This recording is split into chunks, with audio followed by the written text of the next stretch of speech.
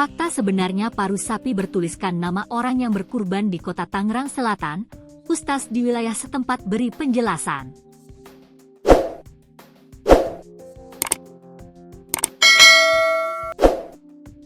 Penemuan paru sapi bertuliskan nama orang tersebut sempat viral di media sosial.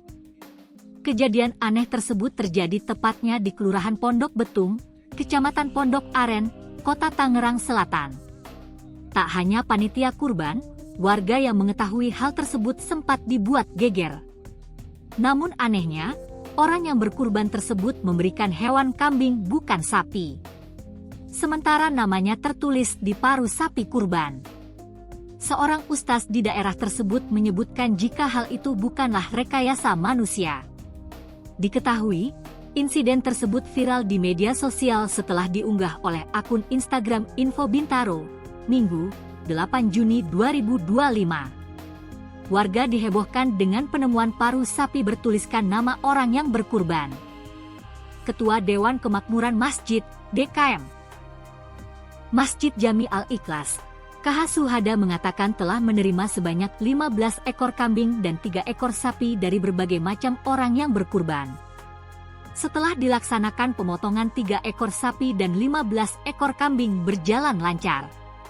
Namun pada saat penyesetan daging hewan kurban, ada salah satu dari panitia kami yang bernama Yusman menyampaikan bahwa ada kejadian aneh terkait dengan salah satu daging hewan kurban sapi, ujarnya kepada wartawan, Sabtu, 7 Juni 2025, di halaman Masjid Jami Al-Ikhlas, dikutip dari Warta Kota Live.